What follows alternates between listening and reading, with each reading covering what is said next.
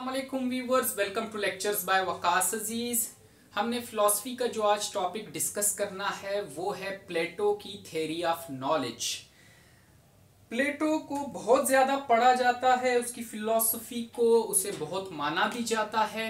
प्लेटो Socrates का student था और एरिस्टोटल का टीचर था।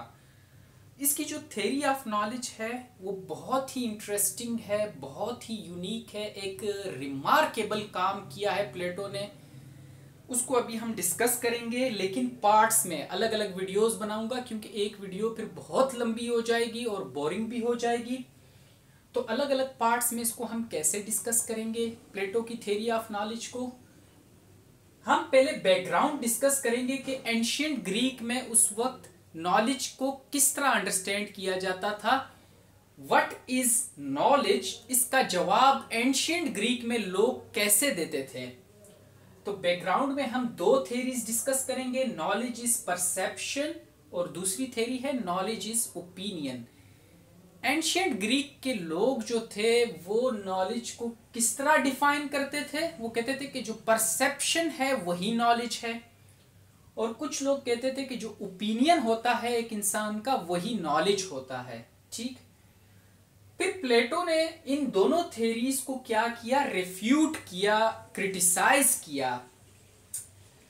देखिए, पहली जो वीडियो होगी जो करंटली अभी चल रही है वो तो बैकग्राउंड के बारे में होगी, जिसमें मैं ये दोनों थ्योरीज को डिस्कस कर दूंगा। ठीक, उसके बाद जो तीसरी वीडियो दूसरी वीडियो होगी उसमें हम रिफ्यूटेशन डिस्कस करेंगे प्लेटो की, कि प्लेटो ने इन दोनों थ्योरीज को रिफ्यूट कैसे किया, अलग अलग डिस्कस करेंगे।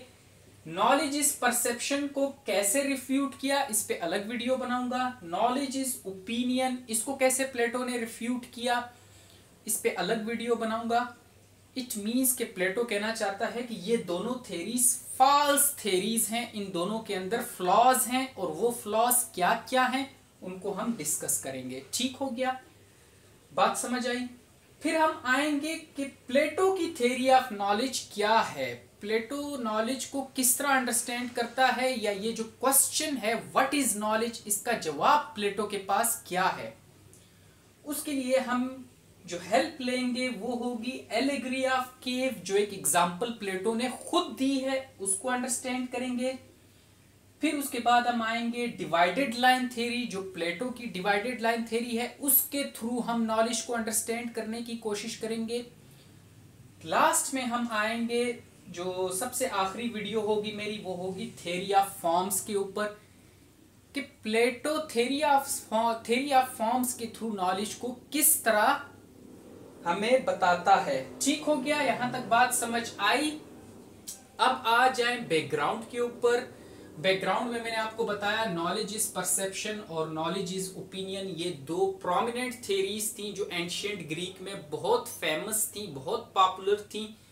कि व्हाट इज नॉलेज, तो लोग कहते थे knowledge is perception. What is knowledge, तो कुछ लोग कहते थे नॉलेज इज ओपिनियन। अब ये है क्या, नॉलेज इज परसेप्शन क्या है, नॉलेज इज ओपिनियन क्या है, इसी वीडियो में डिस्कस करेंगे। ठीक हो गया, पहले आप मेरी तरफ तवज्जो रखें, मुझे पहले सुने।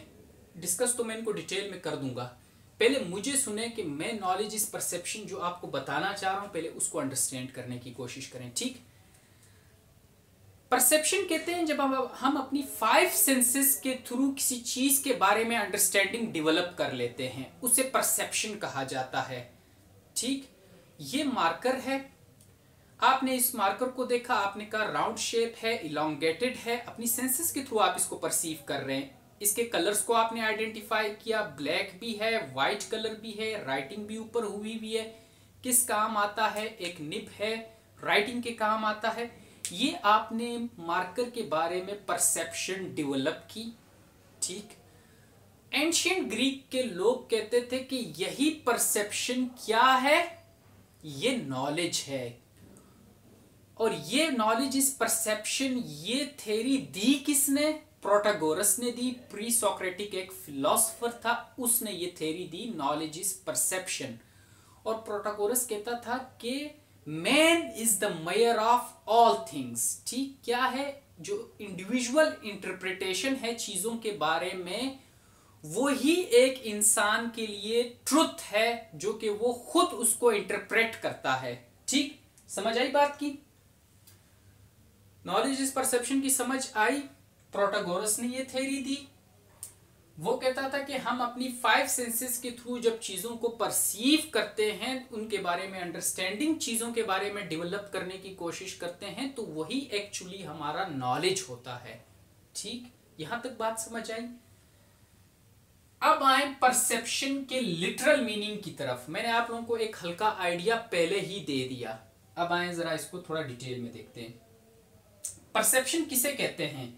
2 डेफिनेशंस लिखी हैं। The way you notice things specially with the senses. हम अपनी सेंसेस के थ्रू जब चीजों को नोटिस करते हैं, उनके बारे में अंडरस्टैंडिंग डेवलप करते हैं, उसे परसेप्शन कहा जाता है। सेंसेस 5 हैं, 5 सेंसेस हैं। साइट हो गया, टच हो गया, स्मेल हो गया, हेयर हो गया, टेस्ट हो गया। ठीक, सेकंड डेफिनेशन देखें। The ability to see, hear or become aware of something through senses. वही बात हो गई कि जब हम चीजों के बारे में अवेयरनेस डेवलप करते हैं अपनी सेंसेस के थ्रू, तो क्या है, उसे परसेप्शन कहा जाता है। और प्रोटागोरस, इस परसेप्शन की वजह से प्रोटागोरस ने कहा कि नॉलेज ही परसेप्शन है। जो भी चीज आप अंडरस्टैंड कर रहे हैं, नोटिस कर रहे हैं अपने सेंसेस के थ्रू, वही क्या है, आपके लिए नॉलेज है। ठीक हो गया? प्रोटागोरस की इस बात को कुछ सोफिस्ट भी मानते थे। सोफिस्ट कौन होते हैं? सोफिस्ट एंशिएंट ग्रीक में टीचर्स थे जो कि किसी एक पर्टिकुलर सब्जेक्ट के अंदर माहिर होते थे, जैसे मैथमेटिक्स हो गया, एथिक्स हो गया, ठीक, पॉलिटिकल साइंस हो गया। इसके अंदर वो माहिर होते थे और क्या है, दूसरों को ये पढ़ाते थे और उस पढ़ाने के ये लोग पैसे लेते थे। जो एंशिएंट ग्रीक के जो लोग थे इसको बुरा मानते थे कि आप पढ़ाने के पैसे ले रहे हो हमसे। तो इन टीचर्स को, एंशिएंट ग्रीक के टीचर्स को सोफिस्ट्स कहा जाता था। समझ आई बात? अब प्रोटागोरस जो प्री सोक्रेटिक फिलोसोफर है, इसने 40 साल एज अ सोफिस्ट पढ़ाया है लोगों को। ठीक, तो प्रोटागोरस की जो थ्योरी है नॉलेज इज परसेप्शन, वो क्या कहती है? What appears to each individual true is true for that individual. जो एक इंडिविजुअल के लिए ट्रुथ है या ट्रू उसे लगता है, उसी इंडिविजुअल के लिए वो ट्रुथ होगा, वो नॉलेज होगा, वही रियलिटी होगी। ठीक हो गया? तो क्या हुआ कि man is the measure of all things. हर चीज की इंटरप्रिटेशन इंडिविजुअल के ऊपर डिपेंड करती है कि इंडिविजुअल की उसके बारे में अंडरस्टैंडिंग कैसी है। ठीक, बात समझ आई? तो इसका क्या मतलब होता है कि नॉलेज क्या है, सब्जेक्टिव है, रिलेटिव है। कि मेरे लिए जो चीज नॉलेज है, जिसे मैं नॉलेज समझता हूं या जिसे मैं ट्रुथ समझता हूं या जिसे मैं रियलिटी समझता हूं, वो सिर्फ मेरे लिए है। आपके लिए मुख्तलिफ हो सकती है। आप चीजों को जिस तरह नोटिस करेंगे अपनी सेंसेस के थ्रू, जिस तरह उन चीजों के बारे में अंडरस्टैंडिंग डेवलप करेंगे, वो आपके लिए नॉलेज होगा, आपके लिए ट्रुथ होगा, आपके लिए रियलिटी होगी। मेरी और आपकी रियलिटी, मेरी और आपके नॉलेज की अंडरस्टैंडिंग में फर्क हो सकता है। ये प्रोटागोरस का मानना था कि नॉलेज क्या है, सब्जेक्टिव है। ठीक हो गया? रिलेटिव है, रिलेट करता है। जो चीज मुझे ट्रू लगती है वो मेरे लिए ट्रुथ है। हो सकता है आपके लिए वो ट्रुथ ना हो, आपके लिए कुछ और ट्रुथ हो। समझ आई बात की यहां तक? तो ये है नॉलेज इज परसेप्शन। ठीक हो गया? एंशिएंट ग्रीक का एक फिलोसोफर है प्री सोक्रेटिक, प्रोटागोरस, उसने ये बात कही। आगे चल के हम पढ़ेंगे कि प्लेटो ने इसको रिफ्यूट कैसे किया कि ये एक फॉल्स थ्योरी है और इसके अंदर गलतियां हैं। उसको कैसे प्लेटो ने रिफ्यूट किया वो हम आगे चल के अगली वीडियो में पढ़ेंगे। ठीक हो गया? यहां तक बात समझ आई? अब नॉलेज इज परसेप्शन की मैं आपको एक एग्जांपल देता हूं, फिर हम मूव ऑन करेंगे नॉलेज इज ओपिनियन के ऊपर। आप सपोज करें, इमेजिन करें कि एंशिएंट ग्रीक के लोग बैठे हुए हैं मैदान में और वो ऑब्जर्व कर रहे हैं सूरज को। जब वो सूरज को ऑब्जर्व करते हैं, परसीव कर रहे हैं ना, अपनी आंखों से उसको देख रहे हैं, उसके बारे में एक अंडरस्टैंडिंग डेवलप करने की कोशिश कर रहे हैं, तो वो देखते हैं कि सूरज मशरिक से निकलता है और ऐसे घूम के मगरिब में गुरूब हो जाता है। तो आपको नहीं लगता कि एंशिएंट ग्रीक के लोग जो नॉलेज इस परसेप्शन पे बिलीव रखते हों, वो ये कहेंगे कि जमीन स्टैटिक है और सूरज मूव कर रहा है। तो उनके लिए यही नॉलेज बन गया ना कि जमीन क्या है, स्टैटिक है, और सूरज क्या है, मूव कर रहा है। ठीक, अब समझ आई। नॉलेज इज परसेप्शन हो गया। अब आए नॉलेज इज ओपिनियन पे। बैकग्राउंड में जो मैंने दूसरी थ्योरी का जिक्र किया था, नॉलेज इज ओपिनियन, उसको डिस्कस करते हैं। ओपिनियन कहते किसे हैं? योर फीलिंग्स और thoughts about something, somebody rather than a fact. आपका जो ओपिनियन है, आपकी जो फीलिंग है, आपका जो थॉट है किसी चीज के बारे में, और वो फैक्ट पे बेस ना करता हो, उसे हम ओपिनियन कहते हैं। अब वहां पे एंशिएंट ग्रीक में सोफिस्ट जो थे, यहां पे मैंने जो सोफिस्ट की बात की, जो टीचर्स थे, वो लोगों को एजुकेट इसी तरह करते थे। जब उनसे पूछा जाता था व्हाट इज नॉलेज, तो वो कहते थे नॉलेज इज ओपिनियन। जो भी आपका ओपिनियन है वो आपका नॉलेज है। ठीक हो गया। एग्जाम्पल देखें, ऑल बर्ड्स कैन फ्लाई। मेरा एक ओपिनियन है, all birds can fly. Ancient Greek के लोग कहेंगे कि ये मेरा नॉलेज है, मेरा नॉलेज है, इसीलिए मैं कह रहा हूं कि ऑल बर्ड्स कैन फ्लाई। लेकिन मेरा ओपिनियन गलत भी तो हो सकता है। कीवी एक बर्ड है पर नहीं उड़ सकता।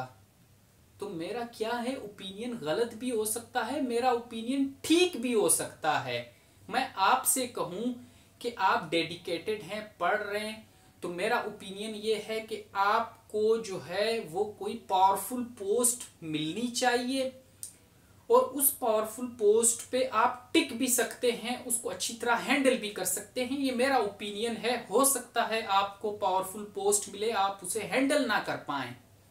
मेरा ओपिनियन गलत भी हो सकता है, और हो सकता है आप उस पोस्ट को जिस तरह मैंने ओपाइन किया उसी तरह आप उस पोस्ट को पावरफुली अच्छी तरह उसको हैंडल कर सकें, तो मेरा ओपिनियन राइट भी हो सकता है। ठीक, बात समझ आई। तो नॉलेज क्या है? एंशिएंट ग्रीक के लोग जो सोफिस्ट थे वो कहते थे कि जो ओपिनियन होता है वही नॉलेज होता है। तो यहां पे भी तो एक बात आती है कि मेरा ओपिनियन डिफरेंट हो सकता है, आपका ओपिनियन डिफरेंट हो सकता है। तो फिर वही बात आती है कि ये थ्योरी भी सब्जेक्टिव है और रिलेटिव है, रिलेट करती है। मेरे लिए मेरा ओपिनियन नॉलेज है, तो मेरा ओपिनियन आपके ओपिनियन से डिफर कर सकता है। तो जो मेरे लिए मेरा ओपिनियन नॉलेज है वही मेरे लिए ट्रुथ है, वही मेरे लिए रियलिटी है। आपका ओपिनियन जो भी होगा वो आपका नॉलेज होगा, आपका अलग ट्रुथ होगा, आपकी अलग रियलिटी होगी। तो सब्जेक्टिव केस बन जाएगा और नॉलेज क्या है, रिलेटिव हो जाएगा। मेरे लिए अलग, आपके लिए अलग। समझ आई यहां तक बात की? नॉलेज इज परसेप्शन और नॉलेज इज ओपिनियन की समझ आई। अब इसके बाद आए हम लोग डिस्कस करेंगे इसका रेफ्यूटेशन, कि प्लेटो इन दोनों थ्योरीज को रेफ्यूट कैसे करता है। इसके बाद जो वीडियो मैं बनाऊंगा, पहले हम रेफ्यूट करेंगे परसेप्शन को एक वीडियो में, उसके बाद अगली वीडियो में हम ओपिनियन को रिफ्यूट करेंगे जो प्लेटो के आर्ग्यूमेंट्स हैं उसके थ्रू, फिर हम आगे मूव ऑन करेंगे। क्लियर हो गया? तो इसके बाद अभी मैं इसको इरेज करके अगला पॉइंट डिस्कस करूंगा जो कि अगली वीडियो का पार्ट है। Thank you, Allah Hafiz.